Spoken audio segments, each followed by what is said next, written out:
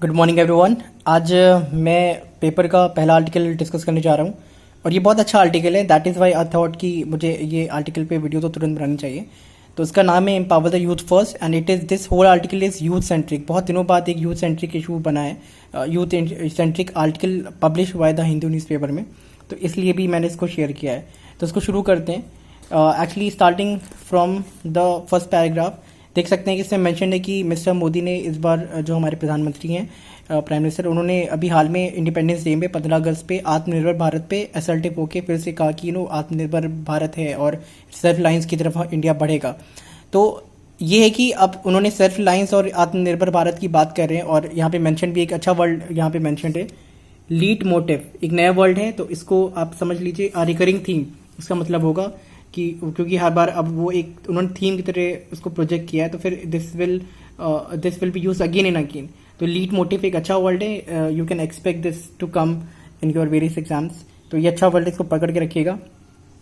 तो अब आत्मनिर्भर भारत आपको अचीव कैसे करेंगे, सवाल ये उठता है। तो इसमें बहुत अच्छी बात की गई है कि जो इंडिया में पॉपुलेशन जो यूथ की है वो बहुत ज़्यादा है और जो गवर्नमेंट डेटा ये कहता है, जो यहाँ पे मेंशन भी है, 20 नेशनल यूथ पॉलिसी के हिसाब से जो 27.5% ऑफ इंडियन पॉपुलेशन है वो यूथ है और उसकी उम्र है 15 साल से लेकर 29 साल तक। ठीक है, ये नेशनल यूथ पॉलिसी कहता है। अब कोई एक एग्जीक्यूटिव बॉडी कोई बात कहता है तो वो एक स्ट्रांग आर्गुमेंट होता है, तो एक फैक्ट है ये। तो वो तो 27.5% population which is mentioned here, इतना परसेंट ऑफ पॉपुलेशन इंडिया का यूथ है, लेकिन जो उस पर स्पेंड हो रहा है इंडिया का जीडीपी वो सिर्फ 1% भी नहीं है। दैट इज अराउंड यहाँ पे 90,000 करोड़ रुपीज, जो कि बहुत कम है। और हर यूथ पे 2700 प्लस 10 रुपीज खर्च होता है, जो उसके एजुकेशन पे, स्किल डेवलपमेंट पे, एम्प्लॉयमेंट में, हेल्थ केयर पे, फूड सब्सिडीज पे जो खर्च होता है कंबाइंड, जो कि बहुत कम है। ठीक है, अब देखो एक बात यहाँ समझने की जरूरत है, इकोनॉमिक्स के रिसोर्सेज या संसाधन वाला जो चैप्टर होता है उसमें इस चीज़ मेंशन होती है कि इंडिया फॉर एग्जांपल बहुत बड़ा कंट्री है, तो यहाँ पे बहुत सारे रिसोर्सेज संसाधन वगैरह मेंशनड है। ठीक है, नेशनल इनकम है, जीडीपी, उसका एक मीन्स होता है समझने के लिए। तो क्या होता है कि जब इंडिया में 130 करोड़ की जनता है तो उसके पास एक प्रॉपर एलोकेशन होना चाहिए। प्रॉपर आइडियल कंडीशन तो वो होगी कि सबके पास बराबर रिसोर्स हो। ठीक है, अमीर आदमी के पास भी उतना हो जितना मीडियम क्लास के पास हो, लेकिन ऐसा होता नहीं है कि आप देख सकते हैं कि वेल्थ इस समय कुछ लोगों के पास इकट्ठा हो गई है। बट एक डिसेंट अमाउंट तो खर्च करना चाहिए ना, कि अब अगर यूथ पे 27.5% पे सिर्फ 1% आप खर्च करें, कितना डिस्पैरिटी है। अब 27.5% पे कम से कम 20% तो खर्च कर ही सकते हैं, हालांकि बहुत बड़ी बात हो गई ऑफ द जीडीपी, ऐसा कभी नहीं होगा। बट आइडियल कंडीशन कम से कम इसको 5% कर दीजिए, कौन सा बहुत गलत हो जाएगा। तो ये तो इसमें पहले तो बात कर समझने की जरूरत है इस पूरे इशू को, एंड ये आर्टिकल इसको मेंशन करता है। तो वो यही बात कह रहे हैं, आप आत्मनिर्भर भारत एक अच्छी बात है, लेकिन उसमें आपको अपने यूथ को एम्पावर करना पड़ेगा। जो 27.5% पॉपुलेशन है, आप उसको एम्पावर करिए, रिजर्व लाइन्स की तरफ आगे बढ़ाइए, स्किल डेवलपमेंट और एम्प्लॉयमेंट दीजिए, तभी वो इंडिया भी उसमें ग्रोथ करेगा। क्योंकि इंडिया है क्या, इंडिया लोगों से बनता है, पीपल से बनता है। फिर आगे इसमें बहुत ही अच्छी डेटा गिवन है, इसको आप नोट कर सकते हैं कि वर्ल्ड बैंक ने ये बात कही है कि जो प्रॉपर इन्वेस्टमेंट नहीं होता हमारे यूथ के लिए, तो उससे 4% ऑफ जीडीपी लॉस हर साल होता है। समझ रहे हैं आप कि जो रिसोर्सेज प्रॉपर एलोकेशन नहीं होता, उससे भी प्रॉब्लम्स क्रिएट होती है। जैसे कि अगर प्रॉपर हेल्थ में एलोकेशन नहीं हो रहा है, अब जैसे देख सकते हैं कि कोविड-19 का एक केस हमारे पास, अगर हमारे पास अच्छी हेल्थ फैसिलिटीज़ होती, अच्छा हेल्थ स्ट्रक्चर होता, तो फिर इतना प्रॉब्लम ना होता। लेकिन अब हमें उसकी ज़रूरत समझ में आ रही है, हॉस्पिटल की प्रॉब्लम, ठीक है, और डॉक्टर्स नहीं है, क्लिनिक्स नहीं है ना, ज़्यादा लोगों को सेल्फ होम आइसोलेशन होना पड़ रहा है, हम सब अपने अराउंड देख ही रहे हैं। तो हॉस्पिटल कंडीशन बहुत ख़राब, ये एक बात है। और अदरवाइज भी आप देखिए कि जब आप मेडिकल कंडीशन नहीं होती है, तो हम तो जानते हैं कि इंडिया में मॉलन्यूट्रिशन, पॉवर्टी और जो वेरियस डिजीजेस हैं बहुत हैं। तो उससे क्या होता है कि ह्यूमन रिसोर्स जो होता है ना, इंसान का मानव संसाधन जिसे कहते हैं, वो वेस्ट हो जाता है। कि अगर कोई बच्चा पढ़ नहीं पा रहा है, जैसे कि कहा जाता है कि 40 करोड़ पीपल तो इंडिया में इलिटरेट हैं, जाहिल हैं पूरी तरह, और वीक हैं, मतलब उसमें बहुत सारे लोग जो मतलब प्रॉपर उनको खाना नहीं मिलता, तो वो पॉवर्टी का शिकार हो जाते हैं, मॉलन्यूट्रिशन के शिकार हो जाते हैं, तो वो हमेशा बीमार रहते हैं। तो ये इंडिया का ही लॉस है, समझ में आ रहा है। तो वर्ल्ड बैंक ने कहा है कि 4% ऑफ द जीडीपी लॉस ऐसे होता है जो प्रॉपर एलोकेशन नहीं होता है, और उसमें अनएम्प्लॉयमेंट अकाउंट्स फॉर 0.6%। करेक्ट। फिर आगे मेंशन है कि 2017-18 तक का youth participation in India's labour force वो 38.3%। ये अच्छा फिगर है। आप इसको नोट कर लीजिएगा। Drawing from 2018 state of working India report, youth employment rate जो उस समय का था 18.3% था उस समय 2018 में। फिर अबाउट 30% ऑफ द यूथ जो होता है वो कहीं पे नहीं है, वो पढ़ भी नहीं रहा, काम भी नहीं कर रहा, वो 30% of youth fall under that category, ठीक है। और 30% of India's skilled youth are unemployed. तो ये सब बहुत बड़ी डेटा है, इसको नोट करने की ज़रूरत है और सोचने की भी ज़रूरत है कि इतनी बुरा हाल क्यों है। फिर 33 of India skilled youth are unemployed, मैंने इसको बता दिया। Further around 50 lakh youth are expected to be entering the work force annually, correct. तो जैसे कि 50 लाख यूथ हर साल वर्क फोर्स में एंटर करता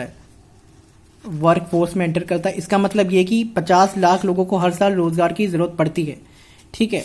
तो इतना कम से कम जॉब डेवलपमेंट और एम्प्लॉयमेंट होना चाहिए, तो उसके हिसाब से इन्वेस्टमेंट हो, उसके हिसाब से कैपिटल गेन हो, ये सब चीज़ें होगा तभी तो जॉब्स क्रिएट होंगी, इंडस्ट्रीज बने, फैक्ट्रीज बने, नए नए PSUs खेलें या नए सेक्टर्स में इन्वॉल्वमेंट बढ़े, तभी तो जॉब पैदा होंगी, उसका और कोई रास्ता नहीं है। तो ये सब है। फिर CMI, फिर अब ये सब तो डेटा पुराने डेटा है। अब नया डेटा जो बताया जा रहा है कि CMIE ये centre for monitoring Indian economy एक संस्था है, उसका एक डेटा है कि जो कोरोना वायरस कोविड-19 जो अप्रैल से एक तरीके से मार्च 24 के बाद से कह सकते हैं, तब से लेकर 22.7 करोड़ यूथ, ठीक है, ने अपनी जॉब खोई है। Sorry, estimated loss of 14 crore jobs in April alone. समझ में आ रहा है, 14 करोड़ जॉब्स ने सिर्फ अप्रैल में जॉब खो दी और उसमें 2.7 करोड़ कंसर्न यूथ है, सोचने वाली बात है। फिर these numbers coupled with impending grim implications of the pandemic have landed us in uncharted turbulent economic water, ठीक है। तो प्रॉब्लम्स हैं इसका मतलब। फिर आगे बढ़ते हैं। 91 का इसमें मेंशन है कि बॉन्ड की invariably hold the key of India. तो 90 जो मिलेनियल्स हैं कि 90s के बाद से जो पैदा हुए हैं, तो वो इंडिया का बहुत ही अहम ग्रोथ में अहम हिस्सेदारी अदा करते हैं, ठीक है। और इसमें उनकी एज ग्रुप आमतौर पे 20 से लेकर 30 साल की। और वहीं मैंने बताया भी स्टार्टिंग में कि 29 साल जो नेशनल यूथ पॉलिसी के हिसाब से 29 ईयर्स तक के लोगों को यूथ कहा जाता है। 15 से 29 ये यहाँ पे मेंशन है स्टार्टिंग में, एक बार मैं फिर से दिखाते रहा हूँ। नेशनल यूथ पॉलिसी ये वही कहती है।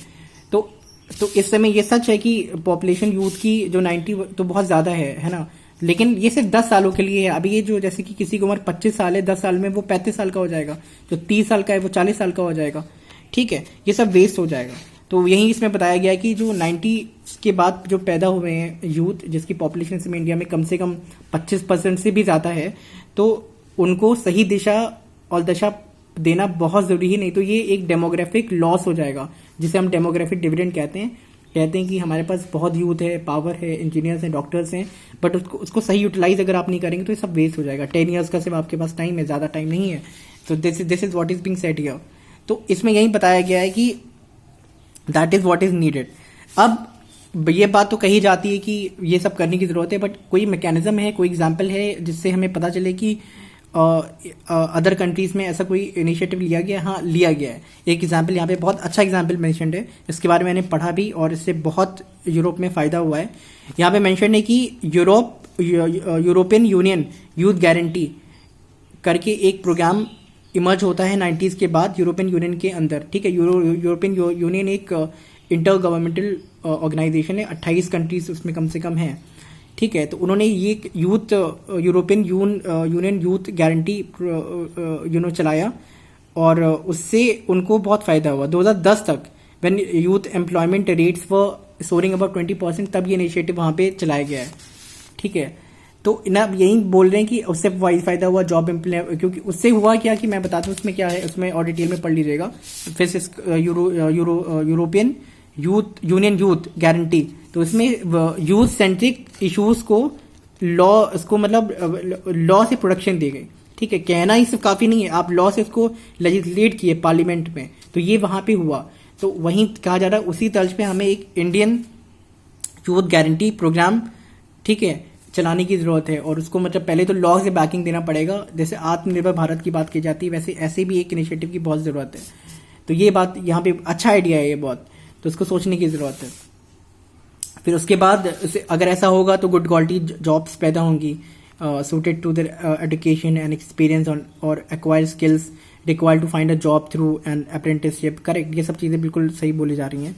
और ये बताया जा रहा है existing youth skill schemes and skilling infrastructure needs to be dovetailed and streamlined while leveraging industry to enable an in situ empowerment program। ठीक है, फिर आगे मनरेगा का बहुत अच्छा एग्जाम्पल दिया जाता है कि MNREGA has been very effective.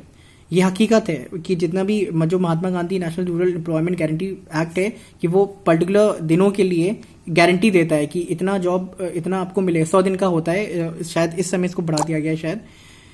तो ये पहले तो एक आइडिया ये हो सकता है कि इसको शहरों में भी लागू कर दिया जाए, तो ये अच्छा आइडिया, अगर शहर में लागू होगा तो शहर वालों को भी फायदा होगा। तो उससे गारंटी एक Mahatma Gandhi rural employment guarantee act है, तो फिर एक अर्बन एम्प्लॉयमेंट गारंटी एक्ट भी लाया जा सकता है। ठीक है, अगर तो पहले तो उसके बारे में मनरेगा के बारे में समझ लीजिए कि इसने rural livelihood security social protection provide किया है, येट इससे आज तक 4% यूथ को ही इससे फायदा हुआ है। In labour force have been impacted by it. Correct, तो ये कम है, तो अगर ये अर्बन सिटीज में आएगा तो इससे ज्यादा फायदा होगा। उसके बाद how would such a guarantee identity the needs of the youth development index in India serves as an advisory and monitory tool for youth development. It helps recognise priority areas वगैरह वगैरह। ठीक है, तो इसको समझने यही मेजर बात है। Focus on our youth is the first step towards self reliance, जो मैंने पहले भी कहा। आप आत्मनिर्भर भारत तभी अटेन कर पाएंगे जब आप अपने युवाओं को रोजगार देंगे। अच्छा, इसके अलावा मैं एक चीज